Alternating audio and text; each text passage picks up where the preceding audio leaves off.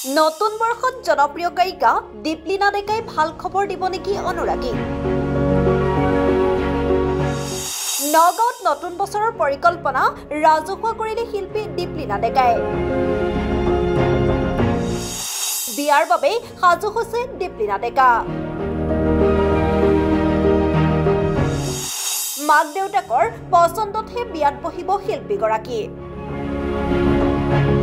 নগাঁও চহৰৰ লাউখোৱা ৰোডত নিৰ্মীয়মান অৱস্থাত থকাৰ চাৰ্ভিল ৰেচিডেন্সিৰ শুভ উন্মোচনী অনুষ্ঠানত মুখ্য অতিথি হিচাপে উপস্থিত থাকি বনৰ কথা ৰাজহুৱা কৰিলে শিল্পী দীপলিনা ডেকাই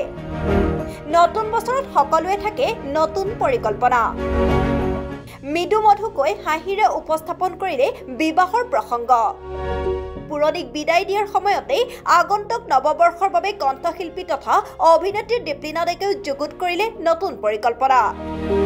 দেওবাৰে নগাঁৱত এই নতুন পৰিকল্পনাৰ কথা সদৰি কৰিলে জনপ্ৰিয় অভিনেত্ৰীগৰাকীয়ে কি ক'লে শুনক নতুন চিন্তাৰ কথা শিল্পীগৰাকীয়ে বাকি নতুন বছৰ পৰিকল্পনা বহুত আছে এখন যেহেতু সিনেমা মোৰ ৰিলিজ হ'ল অভিমন্যু সেইখনৰ যথেষ্ট ভাল সঁহাৰি পাইছোঁ আৰু যিসকলে চাইছে আমি 100% পজিটিভ ৰিভিউ পাইছোঁ অভিমন্যু সিনেমাখনত আৰু সেই ক্ষেত্ৰত আমি খুবেই বেছি সুখী গতিকে অভিনয়ৰ ক্ষেত্ৰতো যথেষ্ট এতিয়া অফাৰ্ছ পাইছোঁ অহা বছৰলৈ হয়তো সিনেমা হ'বও পাৰে চাই লওঁ কি হয় বাকী গীতৰ পৰিকল্পনা আছে বিহু আহি পাইছেহি বিহুৰ কেইটামান গানৰ প্লেনিং কৰি আছোঁ সেইখিনি নতুন চুক্তি হৈছে নেকি চিনেমাক লৈ নাই এতিয়ালৈকে হোৱা নাই হ'লে মই নিশ্চয় জনাম আপোনালোকক মাটিৰো বহুত দাম হ'ল সেইকাৰণে এপাৰ্টমেণ্টছৰ আচলতে গোটেই অপশ্যনটোৱে কনভিনিয়েণ্ট হৈ পৰিলে আজিৰ সমাজত আৰু এই ক্ষেত্ৰত নগাঁৱত যিখিনি বাসিন্দা আছে যিখিনি মানুহে এপাৰ্টমেণ্ট ল'ব বিচাৰে তেওঁলোকৰ কাৰণে খুব ধুনীয়া অপশ্যন আৰু তেওঁলোকৰ ব্ৰচিয়ৰত যিটোখিনি দেখা পাইছোঁ গোটেইখিনি সুবিধা আচলতে ইয়াত দিয়া হৈছে সেয়া লাগিলে আপোনাৰ পাৰ্কৰ ক্ষেত্ৰতে হওক পাৰ্কটো আজিকালি ইমান বেছি জৰুৰী হৈ পৰিছে কাৰণ সৰু ল'ৰা ছোৱালী খেলিবলৈ আজিকালি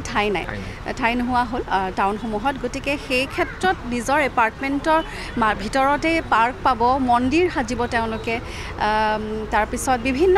ফেচিলিটিজ লিফ্ট ছিকিউৰিটিটো থাকেই আজিকালি ছিকিউৰিটিটো খুব বেছি প্ৰয়োজন সেই ক্ষেত্ৰত গোটেইখিনি এমিনিটিজ তেওঁলোকে প্ৰভাইড কৰিব সকলোখিনি দিব আৰু বৰ সুন্দৰকৈ তেওঁলোকে আচলতে প্লেন কৰিছে সেইটো ক্ষেত্ৰত মই ভাবোঁ যে যদি তেনেকৈ প্লেন কৰা মতে তেওঁলোকে বনাব পাৰে সাজিব পাৰে তেতিয়াহ'লে মই ভাবোঁ যে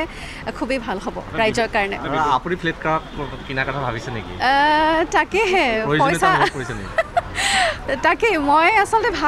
ভাবোঁ মাজে মাজে কিন্তু সিমানখিনি আচলতে সামৰ্থ্য মোৰ হোৱা নাছিলে কিন্তু এতিয়া ভাবিছোঁ হ'ব পাৰে কিবাকৈ চাওঁচোন কি কৰে দাম দৰ যদি মিলে ল'বও পাৰোঁ